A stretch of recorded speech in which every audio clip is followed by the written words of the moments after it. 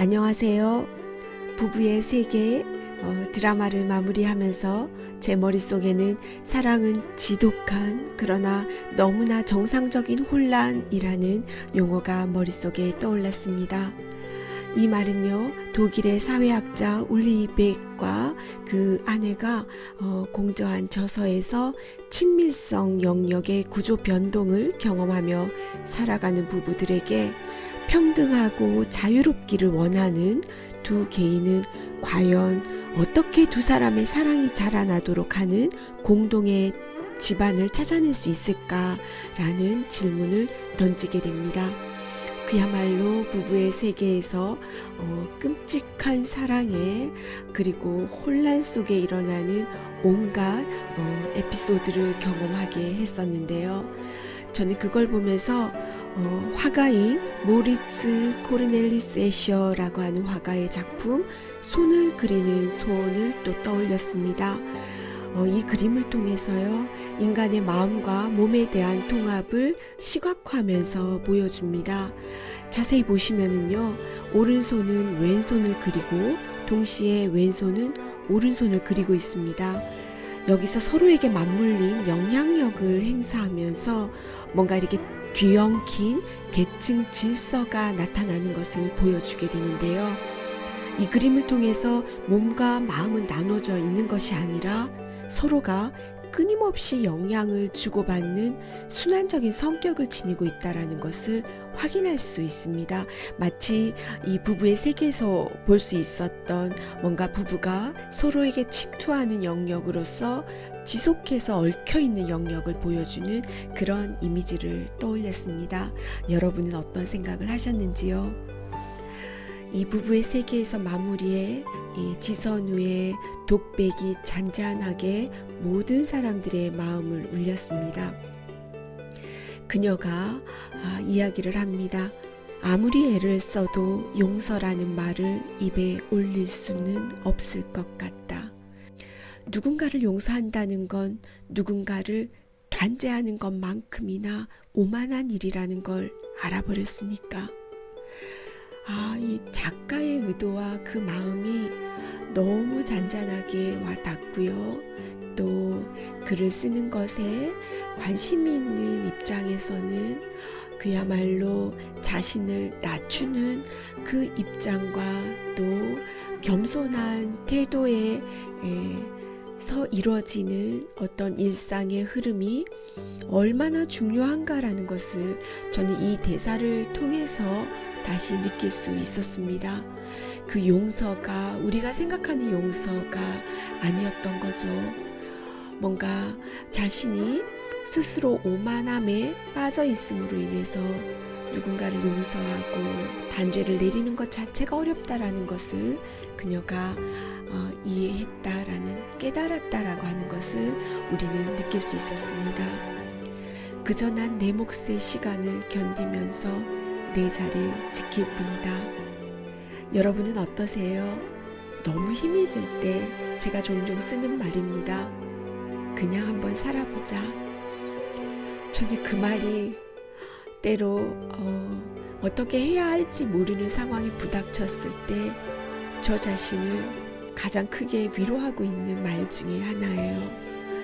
어떻게든 답을 줄 수 없는 그 단어가 숨을 쉬고 살아가야 한다라고 하는 부분에서 받아들여야만 한다라는 사실에 대한 작은 인정 같은 거죠. 그런 제 생각을 이 지선우가 했던 독백과 저는 매칭시키면서 들을 수 있었습니다. 언젠가 돌아올 아들을 기다리면서 그 불확실한 희망을 품고 사는 것, 그 불안을 견디는 것, 모든 상황을 내가 규정짓고 심판하고 책임지겠다고 생각한 오만함을 내려놓는 것이 내가 할 수 있는 최선이겠지. 그녀가 겪은 수많은 우여곡절 끝에 그저 자신을 내려놓고 현상을 받아들이는 그 지점에 잔잔한 공감과 뭔가 침묵 속에 우리는 많은 생각을 하게 하는 장면이었다라고 떠올립니다. 삶의 대부분을 나눠 가진 부부 사이에 한 사람을 도려내는 일이란 내 한 몸을 내줘야 한다는 것, 그 고통을 고스란히 서로에게 이어준다는 것. 부부간의 일이란 일방적인 가해자도 완전 무결한 피해자도 성립할 수 없는 게 아닐까. 우리가 저지른 실수를 앞으로 곱씹으면서 또한 그 아픔에 사로잡히지 않으려면서 매일을 견디다 보면 어쩌면 구원처럼 찾아와 줄지도 모르지. 내가 나를 용서해도 되는 순간이 부부의 세계에 우리 한국판으로 만든 이 작가의 마음에서 구원처럼 찾아와 줄지도 모른다라고 하는 한 가닥의 희망을 마음속에 심어 넣어주고 싶었던 그 마음이 시청자 입장에서 굉장히 따뜻하게 받아들여졌습니다. 또한 나 자신을 용서하는 순간을 맞닥뜨린다라고 하는 것이 결국은 모든 다른 상황을 받아들이고 또한 그것들과 함께 공유하면서 살아간다라고 하는 것을 작가는 이야기하고 싶지 않았던가라는 생각이 듭니다. 그렇습니다. 뭔가의 반전이 있겠지. 어떤 결론이 있을까? 저 또한 살짝 이 드라마의 그 원작도 찾아서 봤습니다. 그렇지만 이 결론이 뭔가 우리나라의 정서와 그것을 또 공감할 수 있는 부분에 큰 무리 없이 뭔가 이렇게 스며들도록 흐름을 엮어왔다라는 게 바로 이 글을 끌고 온 작가와 또 이 모든 것들을 만들어준 연출자와 이 배우들의 힘이 아니었나라는 생각이 듭니다. 조연이 없었던 드라마라고 저는 개인적으로 생각을 합니다.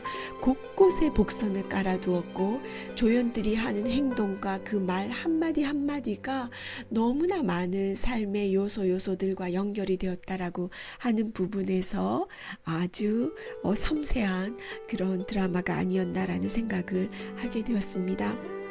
사랑은 통제나 안정성이나 지속성, 확실성을 추구하지만 욕망은 항복이나 모험, 새로운 미지의 것을 추구합니다. 사랑 속에서 우리는 믿을 수 있는 어떤 것에 닻을 내리려는 애착의 지점을 추구하고 있기도 하지요. 부부는 과거에서 벗어나 자유롭고 또 새로운 자아로 살아간다고 믿지만 정작 우리가 선택한 배우자는 사실 그렇게 다르지 않고 새롭지 않은 경우가 많습니다. 부부 로맨스를 떠올립니다. 갈등하면서 경험하는 공존의 영역에서 서로를 파괴를 견디고 살아남을 수 있는 사랑을 또한 저는 함께 떠올리게 됩니다. 부부의 세계, 스테판 미첼은 이렇게 얘기했습니다. 진정한 로맨스란 모순되어 보이고 양립할 수 없어 보이는 상반된 특성들이 갈등하면서 공존하는 경험의 영역이라고 말이죠. 여러분은 어떠신가요? 삶에 여러 우여곡절이 있지만 저희가 선택해야 되는 건 한번 살아보는 겁니다. 여러분 이 시간까지 함께 해주셔서 감사합니다. 모두 안녕히 계세요.